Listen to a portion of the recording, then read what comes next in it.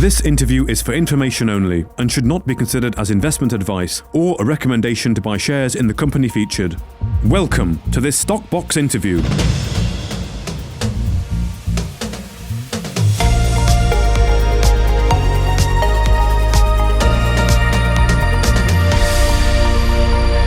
Well, today I'm joined by James Knowles, Chairman at First Class Metals, following the company's announcement of a strategic MOU with Valereum to explore the potential for funding mineral exploration and development through tokenization. James, always good to speak. How's everything going? Really well, Dan. Yeah, good to catch up. It's been a while since we last spoke, and today's news was a bit of a left field one. I think it's perhaps got a few people talking, hopefully. Yeah, well, this sounds like a very significant potential development for FCM. Before we get into how tokenization might actually work in the context of the natural resources sector, can you tell us a bit about how this partnership with Valereum came about? Yeah, I'd had a long-standing connection at Valereum. Peter Seckhorn, the business development guy, I've known Peter for a number of years. And tokenization, looking at a different way of funding assets for the exploration industry, was something we'd spoken about on numerous occasions. And we were kind of just waiting, I think, to a point where the market acceptance of such a structure will perhaps be a bit more mainstream, and just seeing how things went at their side with how they were developing their token infrastructure and so forth. So we'd spoke to Peter several times. This last few weeks, those talks developed further. We kind of looked at the market to see where it's positioned at the moment and thought the time's right for this sort of innovative funding at this moment in time. Absolutely, and you're right. Tokenization is finding its way into the mainstream, isn't it? And I think a lot of us are familiar with how it works with the digital asset space, or at least we're getting there. But can you tell us a bit about how it would work when it comes to funding mineral projects? Yeah, in essence, I think the most simplest way to explain this is we'd see it almost replacing what you would call a traditional joint venture. So in our industry, funding usually for mineral projects tends to either come through equity placements to PLC level, or you joint venture out your project to potentially a larger mining company or a funder of some description. In that situation, the actual asset itself would sit into an SPV below PLC level, and whoever's farming in or JVing in would contribute so much in actual physical cash work activities to take a percentage of ownership of the SPV, with the PLC percentage diminishing as the joint venture progressed over a number of years. This is almost replacing the partner with digital tokenization. So in effect, taking tokens as a fractional direct ownership at asset level into the SPV, but the major difference is the control remains with the PLC, with First Class. So if we did do a standard joint venture, chances are we'd lose control immediately. But this model, when it's set up and structured, the point would be that we'd retain control of the project, the cash will come in via the tokenization, and we'd progress it to a point where we would hope to realise a major profit for both the SPV, being FCM, and the tokens who've invested into the project. Right. So that's one of the main benefits is that the fact that you keep that control as you're advancing. Yeah, I think that's a major benefit. And again, if it's structured correctly, the idea will be it will almost crystallise the path of development for the project from where it is at the moment to the point where it does get to a situation where it can be monetised, i.e.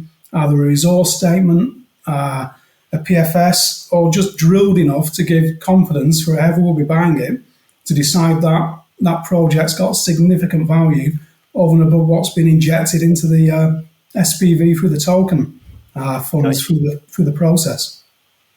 Yeah. So is there also a benefit from a shareholder dilution perspective? Like, correct me if I'm wrong, but it seems like at the project level, tokenization is much less dilutive than having to raise capital at the company level when you need to fund something. Yeah, that's a key consideration.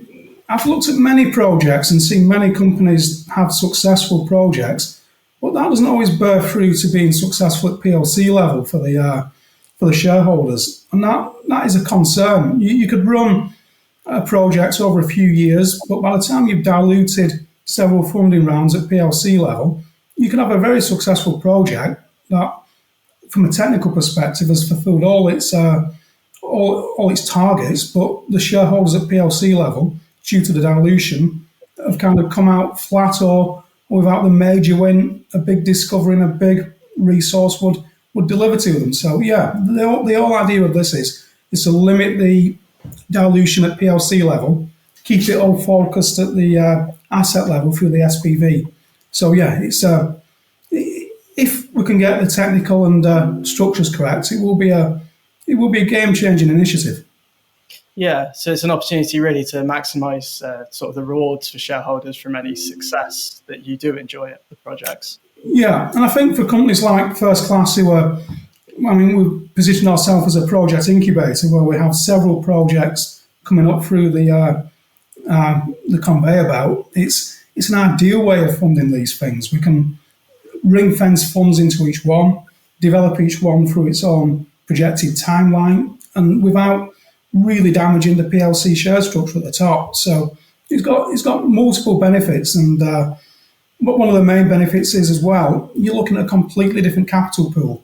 This one is coming from the digital world, which, as we know, is global.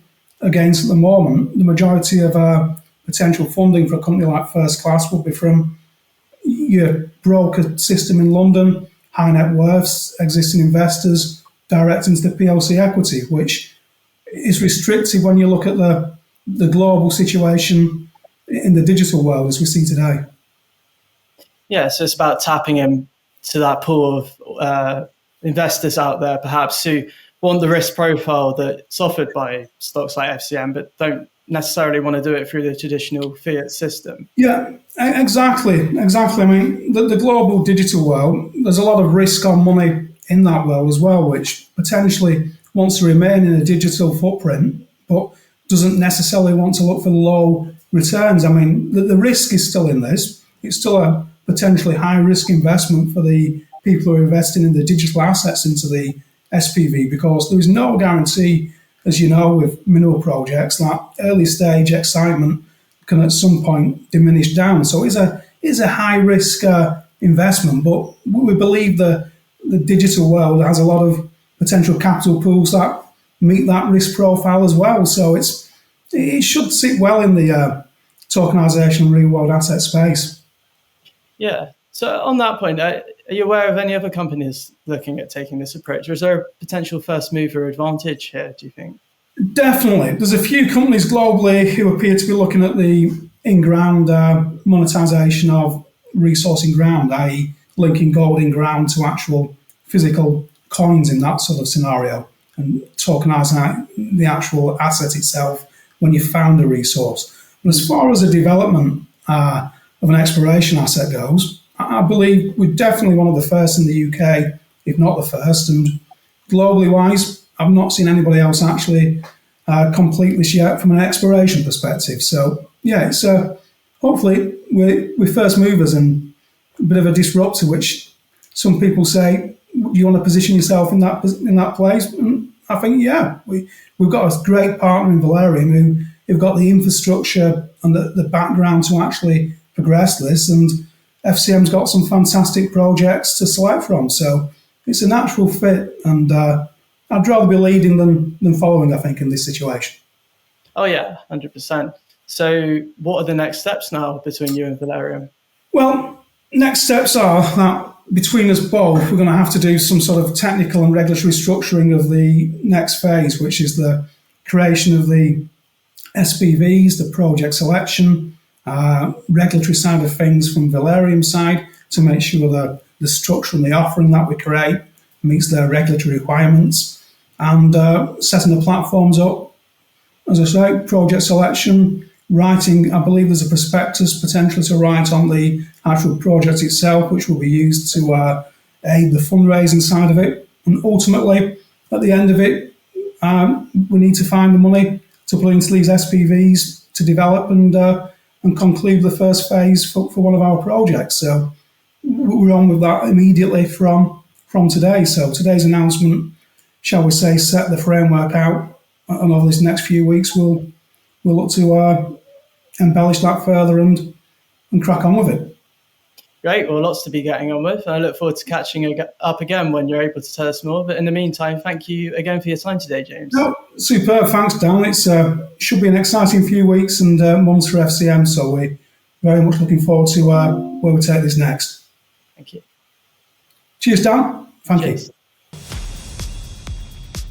If you enjoyed this interview, then give us a thumbs up, a like or a retweet. Subscribe to us on YouTube or follow us on Twitter and hit that notification bell to be the first to know when we release new content. There's loads of great content on our website too, across all our programs at stockboxmedia.com. Thank you for watching.